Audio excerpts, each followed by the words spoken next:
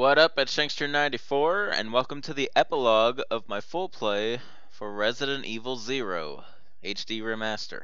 So, as usual, the purpose of these epilogues is to show anything that I may have missed in the regular playthroughs, which in this case I actually didn't miss anything, so let's just disregard that. Any extras, which there are plenty of, and to basically wrap up the game, share my final thoughts if I have any, and announce the next game. So, for Resident Evil 0, I got a few things I want to show, primarily in the extras menu. So the first thing, let's check out the manual real quick. I don't know if I ever showed this in like the prologue or anything, but it's basically just a quick guide on how to play the game. I did the same thing in Remake. I waited until the epilogue to show this, so it's pretty much irrelevant at this time. Alright, next thing I want to show is the gallery. This is kind of important. So, 0 is much better at saving its stories than Remake. This game saves every cutscene, whether it's pre-rendered or real time. So this comes in handy for certain things. But yep, every movie possible, so I did it justice for sure. Now, what's interesting is, I want to show something here. So, there's this particular movie that we have not seen yet, only because I, of course, met the requirements to prevent this from happening. What's funny is they save this cutscene whether or not you initially trigger it. So let's go ahead and watch it right now. This is what happens if you take too long in rescuing Rebecca from the hole.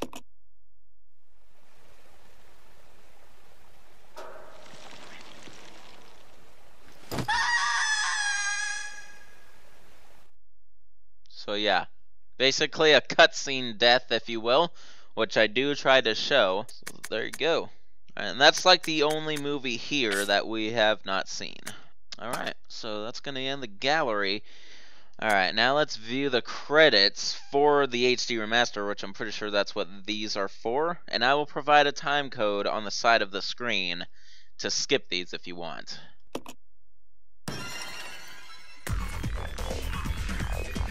Because I have no idea how long they're gonna take.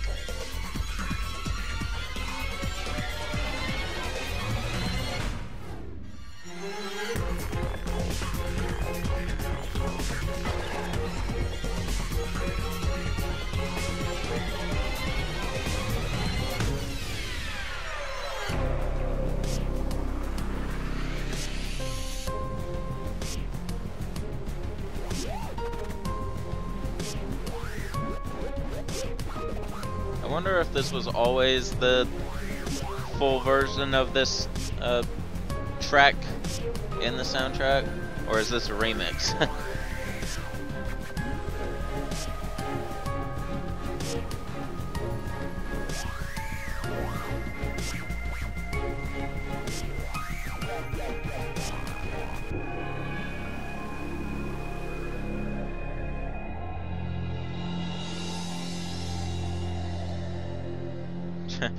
I guarantee a lot of people skipped it. Because I'm not saying a whole lot to really keep anyone hooked to watching these credits. Most people are, if you're still here, most people are probably staying here just to hear what I have to say.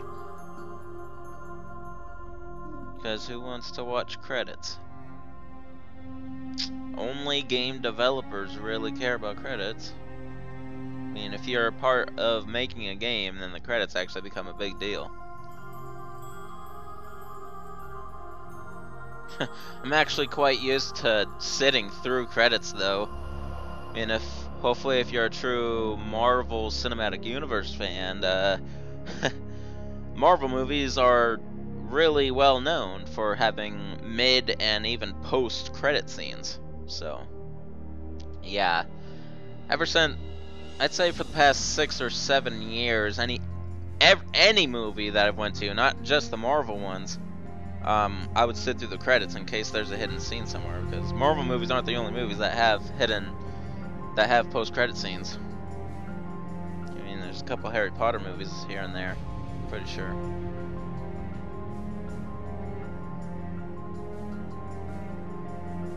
I have a feeling these credits are are quite longer than Remake. I don't know for sure though.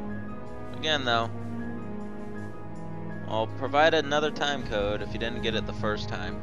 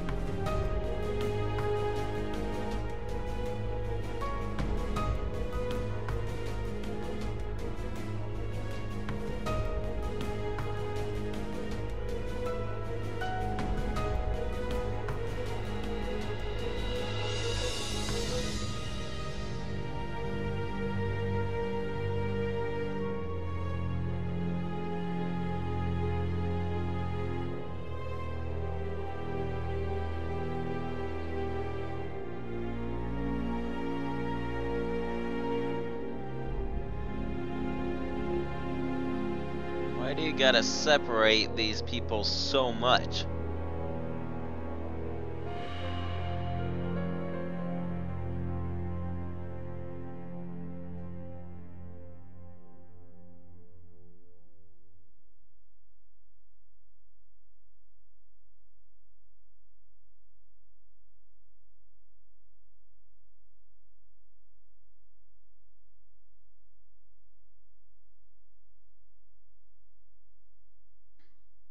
Okay, those were the credits. And of course, we already know Wesker mode, so no point in touching up on that. Alright, I think that's everything I wanted to show in the menu, really. Xbox Store's online shit, so nope. So now, I got a couple of game saves for certain events that I would like to trigger still in-game. So let's see, let me load one of these games right now. Alright, so the first thing I want to show in-game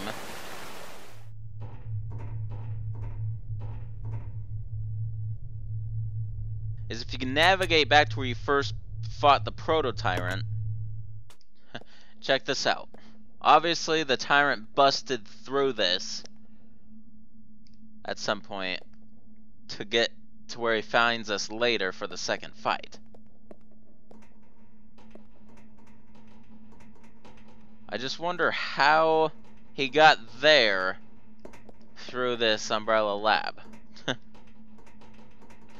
Just an interesting little detail right there. Alright, well that's it for that. The next thing I want to show is if you navigate back to the cable car,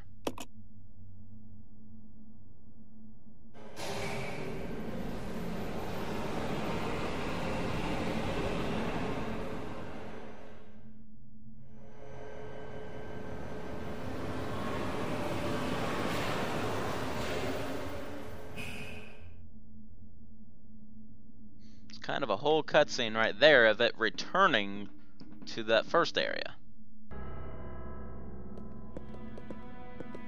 Okay, so this is just a little thing I wanted to show. If you come back to this area with the cable car on the other side, they leak a track to it.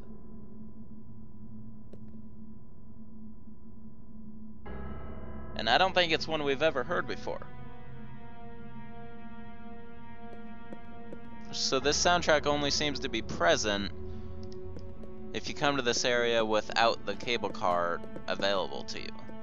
Now, unfortunately, I've tried. You can't call it back here externally. You can only bring it back here if you do go inside the cable car on the other side and bring it back here. So yeah, just a small detail I actually came across accidentally as I was preparing for my weapon review, which I will be doing after this epilogue in the future. Alright, so I just wanted to show that. Alright, so that's everything I pretty much had to show in terms of extras and whatnot. So I am now gonna officially conclude my full play of Resident Evil 0.